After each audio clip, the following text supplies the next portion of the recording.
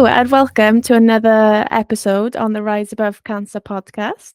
Today, I'm joined here with Grace.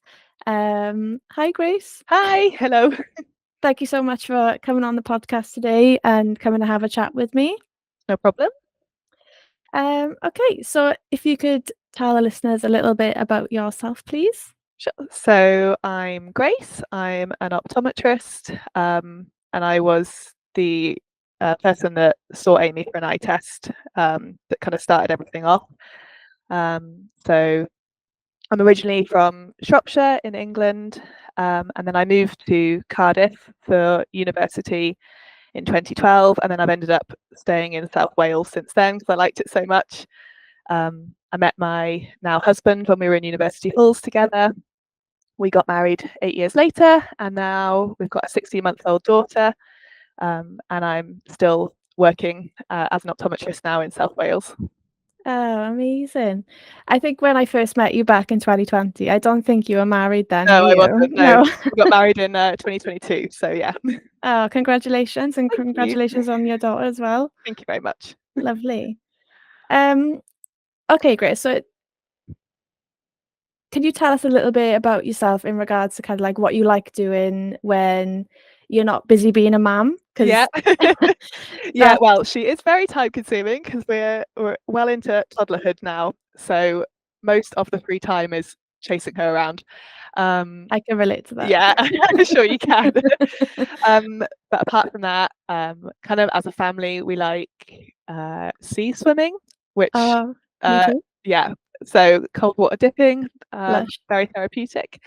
I like cooking when I've got the time, a bit creative. I've just bought a sewing machine. It's still in the packaging, so I've not quite committed to that hobby yet, but It's there for when you're yeah, ready. exactly. I'm thinking about it. I'm at that stage. So yeah. Amazing. How long have you been doing the cold water sea dipping for? Is it something new, or is it something that you've always kind of been interested in? So mainly so obviously I stayed after university in South Wales, and then I managed to sort of convince all my family to actually move here as well. Have you? Yeah, That's great. really great. So my sister and her husband came down, and then my parents said, well, if you're both there, so will we. So my mum actually got me into it to start with, because when she moved to the coast, she started doing it, and I went along with her, and then sort of got the bug for it. Then it's quite addictive. So yeah. Oh, amazing. And do you go like all through the year, or do you just go in the hotter months, or do you do the colder months as well? Yeah, I have been all through the year. I'm not as dedicated to it as my mum is. She's every week she's in, no matter what the weather is. Every week? Yeah, Oh, at fair least once play. a week she's always in. Yeah. But yeah, no, it's almost a bit better when it's colder. You get a bit more of a thrill afterwards. So yeah. Yeah, and I find as well, the worse the weather, the more fun that you have. Yeah, exactly. Like give me the big waves like that. Yeah, even more fun. Oh, amazing. Well, thank you for sharing that. Okay. So, as you mentioned at the start, so you are an optometrist. Mm-hmm. I always find it really difficult to say that word. I have to read it as I It's say a it. mouthful, isn't it? I know. So yeah, so if you can tell us a little bit about your role, and kind of like how did you get to where you are now? Like what entails to become an optometrist? Yeah. So I think probably as a child I was like slightly unusual in that I decided that that's what I wanted to be when I was about age 10, I think, and then I just stuck with it. Then I'd like made my decision that's what I was going to do, and then I just carried that on. I had a really nice female optician when I first started having my eyes tested, and I needed glasses when I was 10, and I was just in awe of her. I thought she was really cool, and I was like, that's what I'm going to do. And then I did. So sort of chose all my GCSEs and A levels to sort of cater towards that. Did work experience in a local opticians, and that sort of cemented that that was the job I wanted to do. So you do a degree at university. You do study optometry. So at the time when I was doing it, it was a 3-year degree. Some universities now have sort of extended it into 4 years, and you get sort of extra qualifications on top. But at the time, it was 3 years in university. And then once you've passed your university degree, you do a what was called a pre-registration year. So it's basically like a year training in practice. So you're under supervision, but you're testing patients sort of on your own, certain competencies to meet. You have sort of exams throughout, and then one final big set of exams down in London. And then once you pass those, then so generally it takes about a year, and then you're on your own. Then you're fully qualified. There's a lot that goes into that mind, isn't it? Like, yeah, wow. yeah. I mean, it feels like quite a long time ago now, but yeah. And then because obviously, sort of as with anything medical, like there's always new advances coming out, new technology, so you need to stay up to date. So since then, I've done some postgraduate qualifications, so in things like glaucoma and low vision, and I'm currently studying towards being what they call an independent prescriber. So that'll mean that I'll be able to prescribe medication as well. So I have to do a placement in hospital for that. So that's sort of coming up over the next couple of months. Oh, that's really cool. Thanks. Wow, try, being a mum and like learning and working at the same time. Like, that's amazing. Yeah, well, that's Well very done. kind of you. Thank you. Okay, so obviously you said that since you were like the age of 10, that's what you wanted to do. And what was it? Just the fact that the person that you were going to for your was it literally because of them? That's like Yeah, pretty much. And I think I only saw her for like once or twice. I don't know what her name was. I've never seen her again since. But yeah, she was just very inspiring. I just thought she was really cool. And I always kind of wanted to do something medical, but decided I would be too squeamish to be a sort of an actual doctor. So I thought I'll just stick with eyes, because eyes is like the one thing I'm not squeamish about. I know lots of people are, and eyes freak lots of people out, but for me, that's fine. So that's amazing. thought I'd stick with. Yeah. Awesome. Um, I gotta say, I really love just hearing you talk about it and how like passionate you are about it, and how I don't know, just the background, the stories of why you wanted to become an optometrist. I knew you couldn't say it again. We just say Optom actually, so you could just shorten Oh, it if you want. Optom. Optom is, Okay. yeah. Okay, so why are eye tests so important, and why do you think people? Oh, actually, there's two questions. I'll just stick with one. So, why do you think eye tests are so important? So I think there's a bit of a misconception that an eye test is, well, firstly, just if you've got a problem with your sight, and also that all we're doing really is checking to see if you need glasses or not. And that is an important part of it, definitely, but it's certainly not the most important bit. We're checking so much more. So we're checking the health of your eyes, which helps us pick up eye-related problems, but also general health-related problems, often things that wouldn't have any symptoms unless you were having your eyes checked. And then also now there's kind of a bit of a movement towards us being able to give kind of general advice. So things about like encouraging people to stop smoking, UV exposure, diet and lifestyle changes. So there's kind of a lot more to it than just seeing if you need glasses or not. Fab. So you mentioned like other kind of like health conditions and stuff that can be picked up on an eye examination than just like vision. And as you said, it is a big misconception from people that the reason you go to have your eyes tested is because you might need glasses because your vision's bad. But like, what else could be found on an eye test, just as an example, a couple of examples of what can be found? Yeah, so like general health things like high blood pressure, diabetes, even brain tumors. Obviously that's not happening very often, but it's a possibility. It's something that I've picked up and referred for before.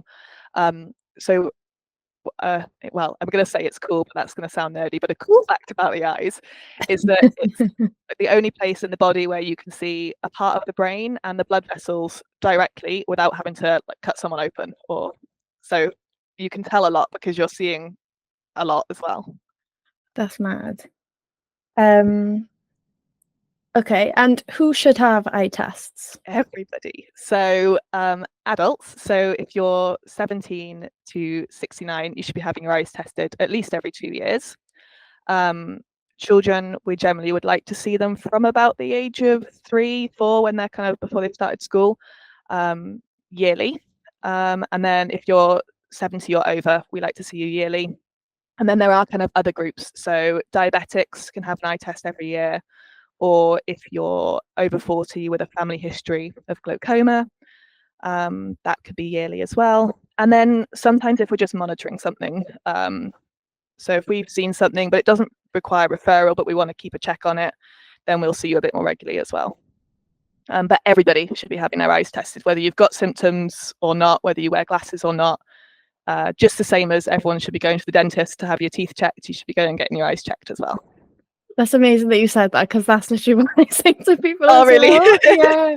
Yeah, like I always say, like, how often, I guess pre-COVID, like how often would people go to get their teeth checked? Like every 6 months. Yeah, And exactly. Yeah. there's people like that I know in their 30s that haven't gone for their eyes tested until obviously they hear that like some people have said, like, I didn't even think about going to get my eyes tested until I heard your story. So yeah, I mean, that's why like the work that you're doing is so important as well, because people just don't realize how important it is and the kind of things that we're looking for until you hear a story that's like powerful like yours, and that kind of really hits it home, doesn't it? yeah, thank you. Okay, so can you talk us through how a typical like eye test, kind of like the process of what like people can expect from an eye test if somebody's like listening to this now and they've never been for one before? So it works a little bit differently depending on like the actual opticians that you're going to. So in some opticians, you'll have a couple of tests done by like another member of staff before you see the actual optom. And then in some places, you'll go straight in with the optom. Generally, once you're in the consulting room, the first bit's what we would call history and symptoms. So we're basically going to have a little bit of a chat about if you've got any symptoms. We're going to ask about your history, your general health, if you've had any eye problems in the past. We're going to ask about your family history as well, what kind of hobbies you do, what you do for work, and that kind of gives us an idea of if there's anything that we're going to need to think of sort of specifically for you. Then we'll do some checks. So we will check your vision. So we'll be getting you to read letters on the chart. But just to say on that, there are lots of ways that we can adapt an eye test if someone's not capable of doing a certain part. So we can do eye tests without having any response from the patient. So if they're non-verbal or don't speak the same language, or, you know, little children. So there's ways that we can adapt it all.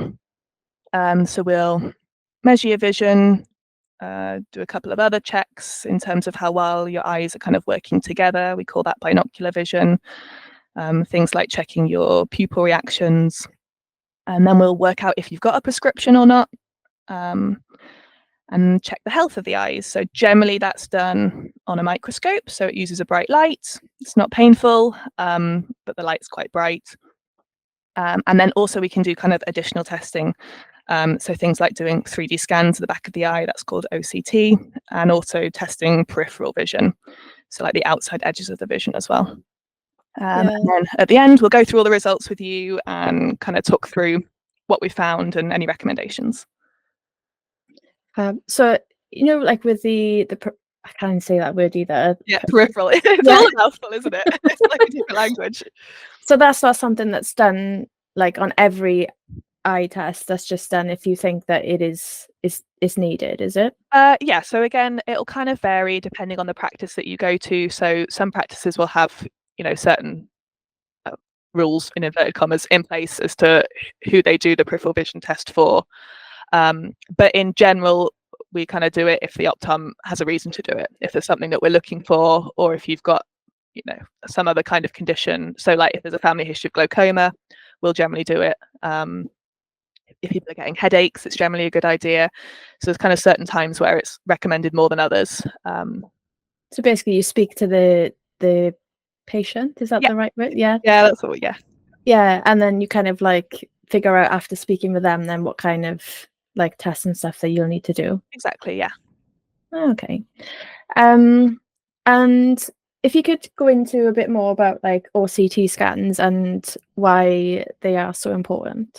So OCT scans is basically like an enhanced way really of visualizing the back of the eyes. So it works similar to ultrasound, but it uses rays of light rather than sound waves to build up an image, a 3D image of, well, you can do it on different structures, but the main thing we're looking at is the retina, which is the layer at the back of the eye that sort of does all the seeing for you. It's like the film in an old-fashioned camera.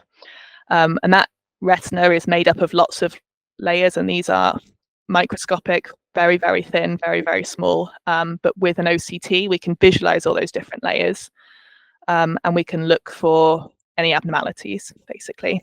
Another really good thing about OCT is that it's a sort of a permanent record, so we can use it to check for differences between appointments. So that helps us monitor for any kind of progression of diseases, but also sort of detection of, well, that wasn't there last time and now it's there. So that would be an indicator of sort of that there's something concerning going on.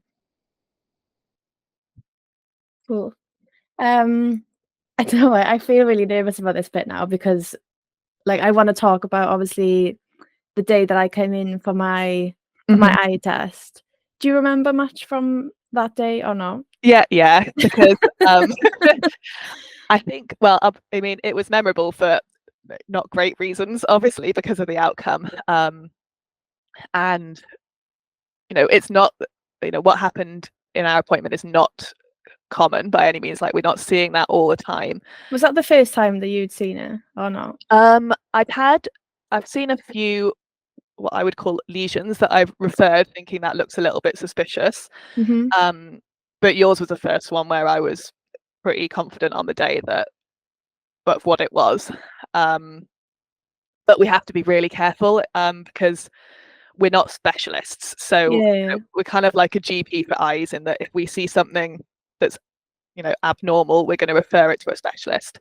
So I couldn't tell you exactly what it was, but I did definitely know that it wasn't great. And obviously, because of your situation, like we're quite similar in age and you were 6 months pregnant. So that made it even more memorable, obviously, because then I, you know, putting myself in your shoes and I'm thinking about what I'm imagining is going to happen next for you. So it's definitely something that was memorable and I've thought a lot about since as well, and thinking, you know, through how I communicated with you and things that I said and what would I do differently if we were doing it again, that kind of thing. Yeah. I mean, like I can obviously remember it as well. Of course, yeah. So I remember obviously going for my eye test, and I remember I think when I got there, they were like, "Oh, do you want to pay the extra money for the OCT scan?" And I was like, "Yeah, why not?" So I had the scan, and then I went in and I had kind of like the typical vision test with you and stuff, didn't I? And that was all okay. And then I remember going back to sit out the front, and I think I was waiting to pay, and then you came back out again, and you're like, "Oh, can you just come back in?" And I was like, "Yeah, that's fine." And then I obviously went back in, and then you said, "Oh, we're just going to do a couple of extra tests if that's okay." And I remember doing the peripheral, I said it, the vision check, and at the time I was like, "Oh, this is a bit weird," but like I wasn't like, I didn't think anything too different on it. And I remember sitting there because they cover one eye, don't they? And you do the test. So basically, in the test, there's loads of different like white light dots that kind of appear, and every time you see a light, you gotta press a clicker. Basically, that's what it is, isn't it? Exactly, yeah. So they did my, I think it was they did my right eye first, and I think that was fine. And then when they covered the right eye to do the left, that's when like I started to panic. I could literally like feel myself panic because I could see some lights, but then like towards the bottom of my left eye, like I couldn't see anything, and it was like a long time was passing before I could see lights around the top. And I think that's when I knew then that like, yeah, something's not right here. And then obviously they went back in to see you, and I think I remember that you described the lesion as a freckle, and I was like, a freckle? What's a freckle, you know? But obviously I knew obviously you couldn't probably tell me at the time like what you thought it was. Because obviously like you said, you know, it's not your kind of position to like I can't make an diagnose or actual anything. diagnosis exactly. And there was also a little bit of like, I knew that the hospital weren't going to see you like right after the appointment. I knew you were going to be going home, and I didn't want, I mean, the worst thing you can do in these situations is go and scare yourself to death on Google. So you do have to be a little bit cautious about it's quite a difficult balance, and because thankfully it's a rare occurrence, we're not giving bad news like that very frequently as optoms. So it is a bit of a difficult balance between letting you know what's going on because it's your own body and you need to know what we're looking at, but not telling you that it's something awful if I don't know for definite that it is. So often we'll sort of describe when we see things like that at the back of an eye as a freckle, and the medical name for that would be a nevus. And it's not unusual for people to have freckles at the back of their eyes. So just the same as you can sort of have different pigmentation on your skin, you can have it at the back of the eye as well. But there's kind of certain qualities of these freckles that we might look out for. Again, just the same as you would a mole on your skin, that sort of ring alarm bells and would act as like red flags for us. And that's sort of partly the reason why then I asked you to do those extra tests, is because when I saw your lesion initially, it wasn't particularly large. It wasn't like a huge one. I'd definitely seen bigger, normal, healthy ones. But then I'd actually looked back then at your previous photographs that we'd taken, and I could see that it was new, and that was then a concern. So that was the reason why we then did those extra tests, and in particular then looking at the OCT scan as well, because that showed a bit of fluid over the lesion, and that's one of those kind of red flags that we're looking for. So was this my first OCT that I'd had, and the images was just the images that were just taken from the 1-2 years before? Yeah, exactly. So this was your first OCT, but at the same time, when it does an OCT, it generally will also take a photograph of the back of the eye, and photographs of the back of the eye have been around for a lot longer than OCTs and are in general done on a routine basis as sort of part of an eye test. So I could see when I looked back at your previous photographs, it's very right at the edge of the photograph, so you couldn't see the whole thing on the photo. It was right at the edge, but I could see that there was a difference between your previous photograph and the one at the time of the appointment. So that's why we did those extra tests then, and why we ended up referring you. Yeah, because I remember as well, like at the end of the test then, like because you made sure that like you were very calm. Like I remember when you were telling me, and obviously I think it's because you were obviously mindful as well that I was like 6 months pregnant at the time. Yeah. And you're like, oh, just to let you know, like you might need to go to hospital today, because I think I remember you saying that you might need to go today or you might need to go next week. So I was like, oh right, okay, so something is definitely wrong then. But even at that time, like I still didn't like really know kind of what it was, because I've heard stories of people before, you know, like when their retinas are like detached or like you know, stuff like that, and people are having to go to hospital straight away for things like that. But yeah, and I remember you gave me a letter as well, didn't you, with like the appointment. So what did you do that? And so did you kind of ring the hospital straight away? Is that like how? Yeah.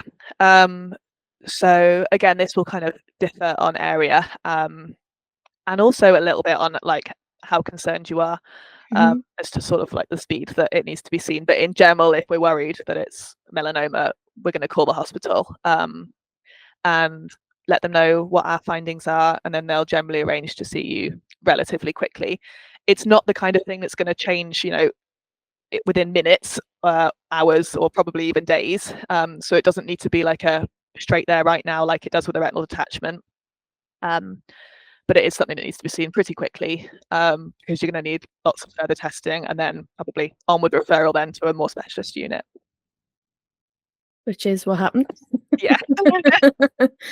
Yeah. So so after obviously my test with you, and obviously then I was like referred then to Singleton, and then they obviously like did quite similar tests really. They took photos and they took another OCT scan, I'm guessing. And obviously they just reviewed the images again and they referred me then again. Is it normal that with eyes especially, because at the time like I didn't think that I would have to kind of be referred again. Is it normal to be referred from like a standard hospital to a specific eye hospital? For most eye conditions, no. So generally, a big hospital like Singleton will manage pretty much everything that we send to them. But eye cancers are one of the ones where there's only, I know there's Moorfields and Liverpool are kind of the two main ones. That's the option that they kind of had, and they said it'll probably be either one of them. Yeah. So those would be the things that then would get referred on, because you really do need proper specialist care, whereas most other eye related conditions that get referred into the hospital would be managed in the same hospital. Okay, interesting. Okay. Obviously this is like the first time that I've actually seen and spoken to you, like since the appointment. Do you want to kind of say how you ended up finding me? Like, Yeah. So, I mean, obviously, I remembered your name, and then your husband Aaron came to see me weeks or months, I think, after the appointment. So I kind of knew what was going on, and I'd had letters from the hospital, so I kind of knew what your diagnosis was and what the plan was going to be. But then I sort of changed jobs away from the area, so I then wasn't going to be your optician again. which I am really gutted about, by the way. Oh, yeah, me too. So then I saw you popped up on my social media that you'd done like an interview with someone, and I recognized you immediately. And then you were obviously talking about your story, and I was like, well, that's definitely Aimee. So then I searched you on Instagram and saw all the stuff that you're doing, and thought, I'll just send you a message just to say that, I hope you're doing okay. And because, yeah, like I said, we don't see those kind of things loads. So like it was something significant that I'd remembered. And I was just glad to see that you were doing lots of good stuff. And that, you'd have your lovely little boy and your family. So yeah, I just thought I'd reach out to you and say hello.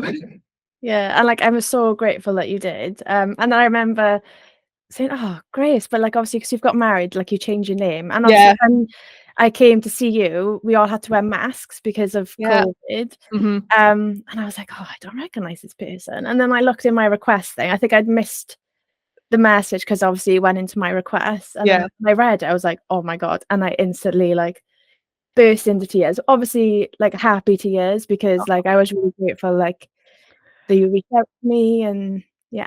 Yeah. Yeah. I mean, it was just, yeah, you'd popped up, and I thought I need to get in contact and just say hello. Because obviously I hadn't seen you since, Yeah. because of sort of changing where I was working. So yeah. Yeah. And I'm gonna try and say this without crying, but I don't know if I can. You'll probably make me cry as well. I'm a very emotional person. Same.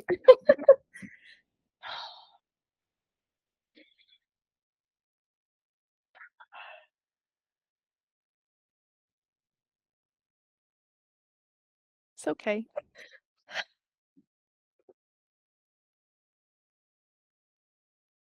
Oh, I wish I could reach through and give you a hug.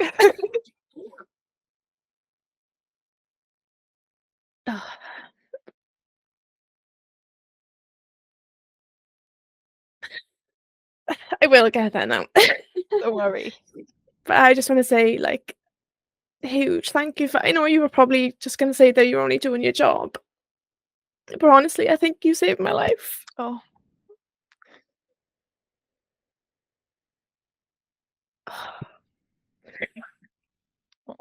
I mean, yeah. I mean, it is part of the job, but it's not a part, thankfully, that has to happen very often. And I'm just really glad that you came in for that eye test when you did. Yeah, me too. Yeah. But yeah, I'm just really grateful for obviously not just what you've done for me, but obviously like for my family and stuff as well. Oh, well. So thank you for being amazing at your job. Oh, I don't know about that, but you're very welcome. Yeah, I'm kind of thrown now. I'm not really sure. Like I think I've kind of built it up in the episode because I was like, right, I definitely need to to say what I've wanted to say to you, because like I said, I haven't seen you or spoken to you since that day. So yeah, thank you so much. Well, that's, it is just what we're meant to do, so it's okay. But I'm really glad that I've got to speak to you again. Yeah, me too. It's been really lovely chatting with you today. But before we do kind of come to the end of the podcast, if there's anyone listening that like has never been for an eye test, like what would you say? Or if they're overdue and they haven't been for years or whatever, like what would you say to somebody that hasn't been for an eye test? I would just say that just do the hard bit and make the appointment. Once you've made the appointment and turned up, you've just got to get through it and do it. I mean, most of the time, the outcomes are going to be absolutely fine. We're not going to find anything that we need to worry about. But if there's a chance that we are going to pick up on something, especially something that hasn't got any symptoms, then it is worth it for the hour that it might take out of your day. And like in your case, there are things that don't have any symptoms unless they're left for a really long time. And there is no other way of picking them up other than having a routine eye test. So if you've not had one before or you're due one, then get yourself booked in. They're normally, easy, painless, and definitely worth your while. 100%. And how long does an average eye test take? Just so kind of people know, like how long. Yeah, so I mean, again, it kind of depends on the kind of place that you go. So where I work now, we have nice long appointments to give us plenty of time. So an eye test with me now would take 40 minutes. But then there are some places where the appointment times are a little bit shorter.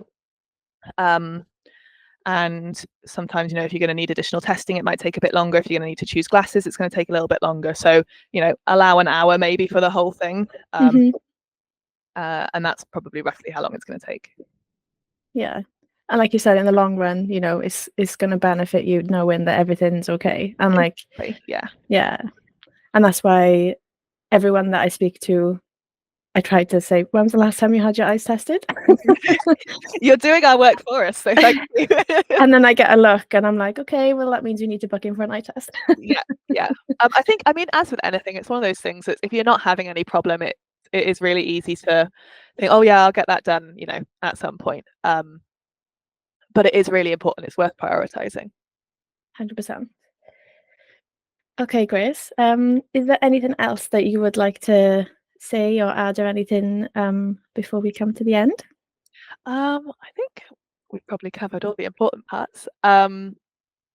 Just that I'm really, glad to hear and see that you're doing well. Thank you. And that it was really lovely to see when your husband came in to see me afterwards. And then also I think some of your other family members came in as well, and I did their eye tests too after the appointment. So, you're already spreading the word then, even before, you'd been through it all. And it is just really important message. So you're doing a great job. Thanks, Grace. But thank you so much for coming on today. It's been really, really lovely talking to you. Yeah, it's been a little bit emotional, but there's nothing wrong with being a little bit emotional. Like I said, I'm really grateful for you, and yeah, thank you so much. So at the end of every episode of our podcast, we ask our guests to recommend a song. Is there a song that you would like to recommend? Yeah, so it's Harry Styles, Nice. as it was, because it is my daughter's favourite song. So if she's having a bit of a meltdown, if we put on some Harry Styles, she's bopping along. So amazing. I love that so much. Yeah, so it's yeah. Oh, amazing. Lovely. Well, thank you so much, Grace. You're welcome. It was so nice to speak to you again. You too. Thank you. Thank you.